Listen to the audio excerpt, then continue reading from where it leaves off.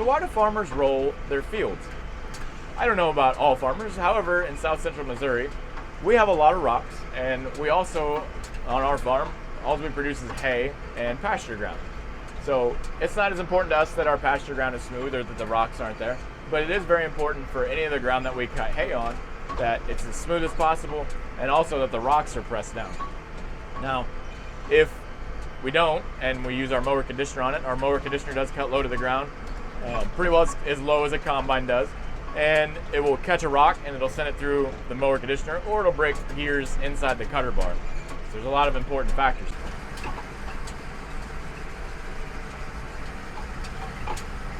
Anyone else got a dog that follows them around until you finally let them in the tractor?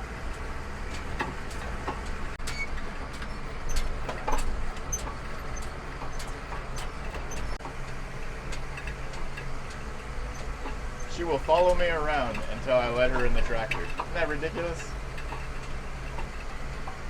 Well, turns out this pup actually was a little bit of a hero. Right up there, that is our alternator. What you can't tell is that the pulley is about to come off. So we are gonna have to go get some tools, and probably, I think the nut's missing. I can't quite tell, but I think the nut is missing. I'll have to look at the camera here in a second to see. The tractor was making a heck of a racket when I stopped and opened the door to let her in. And I figured, I was like, ooh, better stop and check that out. That sounds kind of rough. We better look at that. So let's see if we can go grab some tools and fix that real quick.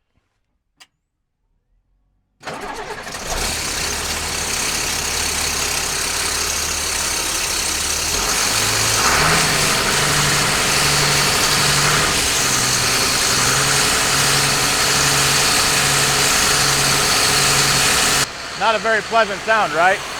Unfortunately, I can't fix it because I think the shaft actually has broke and it won't tighten. Doesn't seem like it's gonna fall off. Hopefully it doesn't. I'm very worried that that noise just stopped. My volts gauge is not on, and my voltmeter is still, oh, nope. Pretty sure that alternator just quit. Dang it. Charging, it says. It's only charging at like 13 volts.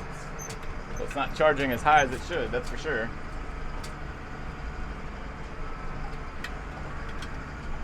Air conditioning's still working.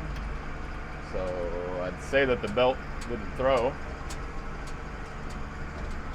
I better get off and check this. I'm a little nervous that that noise stopped.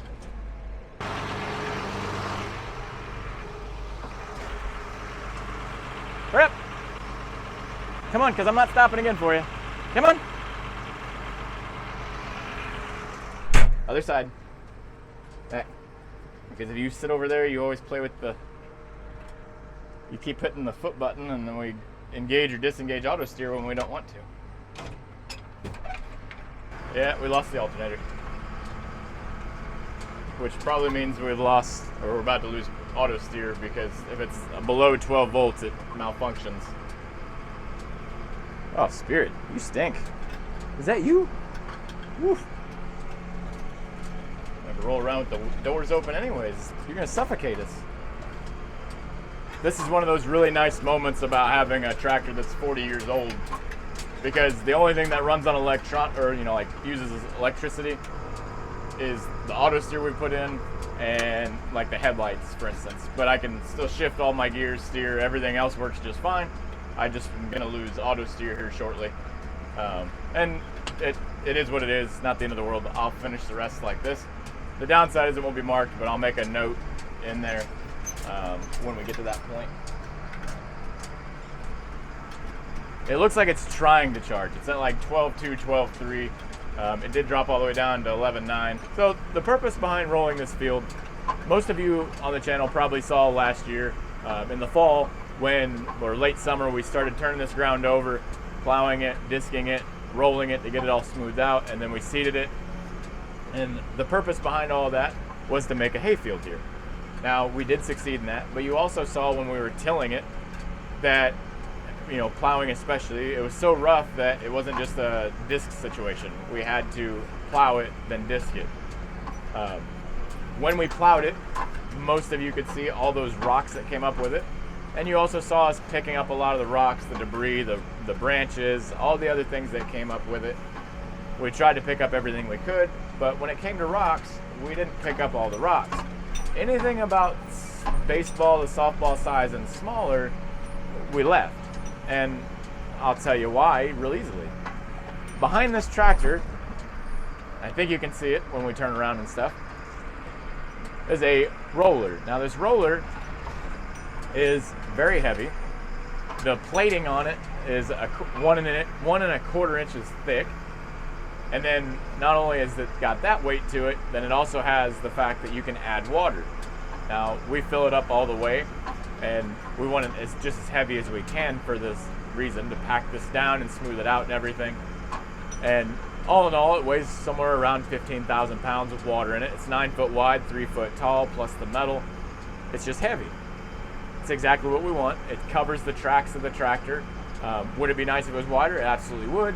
However, it would need to add more weight, in my opinion, because you're not going to have as much weight as I do right now per square inch.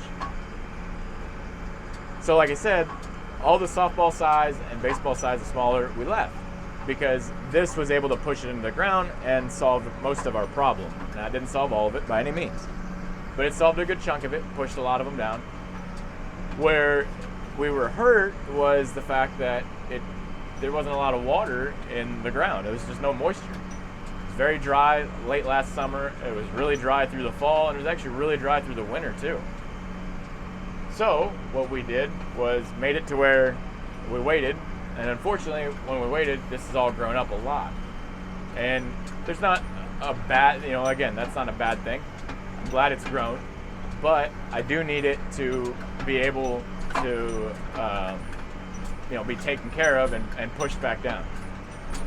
So yes, it does look cool. It looks like a fancy yard in town, I guess, but we're also kind of hurting the yield. Now, the yield is not important to us because, again, this is the first year. We already know it's going to be a poor yield because everything's just getting established, and we don't really have a basis to go off of it. Like our other fields, when we started out in the hay field that we have across from here, that one only made a little over a bale an acre, and that had been in production for several years. Just wasn't all that well taken care of by previous ownership. Not that they abused it, they just didn't put a whole lot of fertilizer or nutrients back into the soil, and they took they took nutrients away from the soil. So again, we didn't know what it was going to get. Now we know that that's going to average us at least 3 bales an acre in this first cut, and hopefully around 2 bales an acre in the second cut. From that gives us a basis to go off of. We don't have that at all in this field, and we don't know what this field's going to produce, but I'm very confident that it's not going to produce 3 bales an acre. I'm pretty confident it might be able to be somewhere close to 2 bales an acre, but I don't think it's even going to get quite to the 2 bales an acre portion. So the rocks are a nuisance for us that have to be handled, though. That's why we have to roll it. And yes, is it hurting the yield like we talked about? Of course it is. However, we are further off hurting the yield a little bit and not damaging, making thousands of dollars worth of damage into our mower or our rake or our baler. That's why we're doing it. And pushing those rocks down makes it to where when the mower comes across, it's a mower conditioner. So if it hits a blade and it dulls it, that's not a big deal. If it hits a turtle and damages it, not a terrible deal, but we don't want that to happen because you could damage the cutter bar. If it comes up and over the cutter bar and goes into the rollers on the mower conditioner, it can damage it, probably will damage it. Now those are set, they've got spring tension, so they can pop apart. It just depends how big the rock is, I guess, on whether or not it would really damage it. The rake, it's not really going to damage it so much. It might tear up some teeth, but that's not, something that's going to ruin our profit margin for the year.